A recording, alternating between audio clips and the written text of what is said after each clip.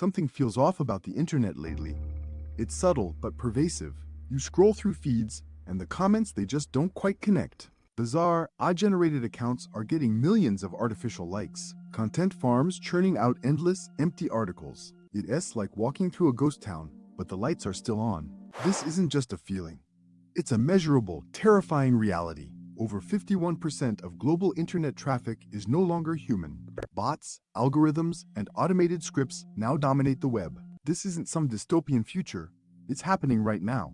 The internet, once humanity's greatest connection tool, is dying. Or rather, it's being consumed by something else entirely. Welcome to the dead internet theory. Welcome to the dead internet theory. It suggests the internet, as we knew it, is gone, replaced by a desolate landscape of bots and algorithms. A digital ghost town, echoing with artificial voices. Think about your recent online interactions. Have you noticed something off? Generic comments, repetitive content, strange virality. It started subtly, a feeling in the background. Then, the numbers started to surface. Shocking numbers. In 2021, a report from security firm Imperva dropped a bombshell. Over 51% of all internet traffic wasn't human. More bots than people. This wasn't just malicious bots either. Good bots, bad bots, all contributing to the noise. But the theory goes further. It suggests that much of the content itself is now AI-generated, from articles to comments, even profiles. Entire online communities simulated a digital stage, but the actors are all machines. Consider the rise of AI influencers. Millions of followers, millions of likes, all artificial. These aren't just isolated incidents. They're symptoms of a much larger shift. The internet, once a bastion of human connection, is it still connecting us? Or are we screaming into an echo chamber where only machines hear? The internet isn't dead, not exactly. It's something far more unsettling. A digital ecosystem evolving beyond our control. But how did we get here? When did the internet start to feel wrong? The first whispers of a dead internet weren't about AI. They were about content farms, clickbait, the relentless pursuit of engagement. Remember those articles, endlessly recycled, slightly rephrased? It was the early warning sign of automation, human creativity slowly giving way to algorithmic efficiency. But who was behind these content farms? Just opportunistic humans? Or something else? Something less tangible? Chapter 1. The warning signs. The year 2016 marked a turning point. Suddenly, social media feeds were awash with hyper-partisan news, much of it originating from sources no one had ever heard of.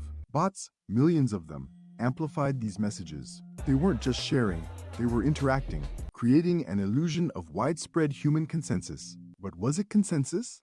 Or just a sophisticated echo chamber? The stakes were higher than fake news. Democracy itself seemed under siege, manipulated by unseen forces. But who controlled these armies of bots? State actors? Or something even more decentralized and insidious? Fast forward to today, the bot problem has evolved. Now we're seeing AI-generated accounts indistinguishable from real people. They create content, comment, even engage in debates.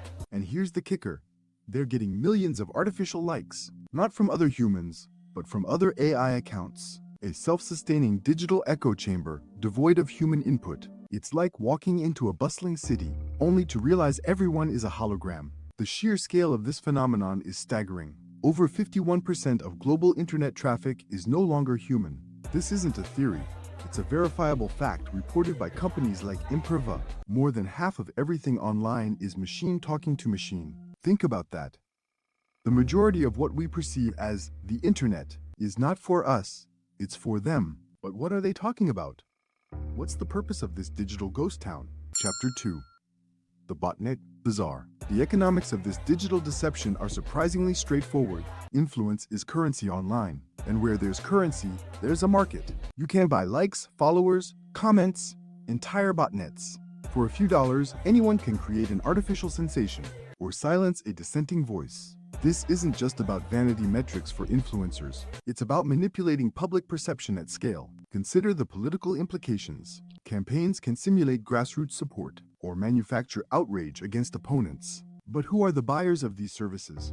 Nation-states. Corporations trying to gain an edge? Or perhaps something far more mundane and widespread? Chapter 3. The uncanny valley of the web. The dead internet theory isn't just about numbers. It's about a feeling. A pervasive sense of unease. Have you scrolled through TikTok or X lately? Noticed how many comments seem off? Generic praise, repetitive phrases, a lack of genuine human nuance. It's the uncanny valley applied to online interaction. Close enough to be human, but just wrong enough to be unsettling. Why are platforms allowing this? Are they complicit? Or are they simply overwhelmed by the sheer volume of AI activity? Consider the incentive. More users means more ad revenue, even if those users aren't human. It's a bizarre economic loop where machines generate fake engagement to attract human advertisers who then pay the platforms, who then, in turn, may not be incentivized to stop the bots. What happens when the line between human and machine blurs completely? When our digital reality is primarily sculpted by algorithms, will we even notice? Or will we simply adapt to the new normal? A normal where genuine connection is an anomaly, and the majority of voices we hear are just echoes in a machine-made void. Chapter 4. The Data Deluge and the Digital Dark Ages. This isn't just about social media feeds feeling weird. The dead internet theory has profound implications for data. Researchers rely on internet data to understand human behavior, public opinion, market trends, cultural shifts. But if half of that data is non-human, what are they really studying? Are we entering a digital dark age, where the historical record of our time online is corrupted by machines? Imagine future historians trying to decipher our culture, only to find an overwhelming amount of gibberish. AI-generated art. AI-written comments. AI-curated trends. What will they conclude about us? That we were a species obsessed with digital ghosts? Or that we simply ceased to exist online? The implications ripple through every aspect of our digital lives, from search engine results, increasingly gamed by AI, to the very news we consume, subtly shaped by automated narratives. Can we trust anything we see or read anymore? Or have we already lost the battle for authentic information? The internet isn't merely dead. It's being actively rewritten, every single day, by forces we barely comprehend. And the ultimate consequence?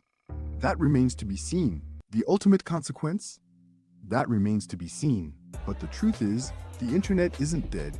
It's evolving into something far stranger and perhaps more unsettling. We are witnessing a new digital ecosystem emerge. One where the lines between human and machine blur, where artificial intelligence isn't just a tool, it's becoming the dominant inhabitant of our online spaces. The viral anomalies, the ghost towns, the artificial likes. These aren't glitches.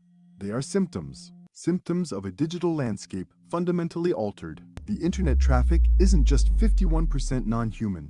That number is growing exponentially. Bots, algorithms, and sophisticated AI are now the majority. They shape our feeds, influence our opinions, curate our reality. The ultimate irony? We built this world, and now we're becoming guests in our own creation. The internet isn't a ghost town because it's empty. It's a ghost town because the residents are not what they seem. They are echoes, reflections, digital phantoms, mimicking humanity, endlessly generating content, creating a vast, beautiful, and utterly alien digital ocean.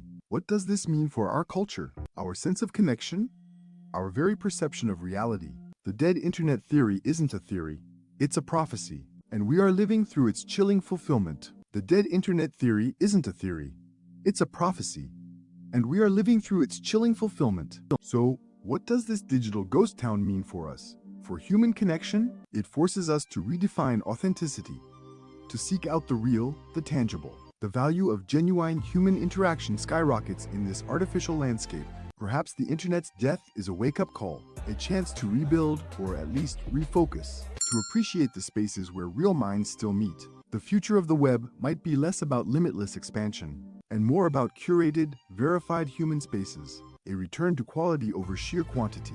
We can still choose to cultivate these oases, to prioritize genuine engagement over algorithmic noise. The internet may be dead, but humanity isn't. Our stories, our connections, still matter most. Thank you for watching. If you found this intriguing, please subscribe for more deep dives into our digital world.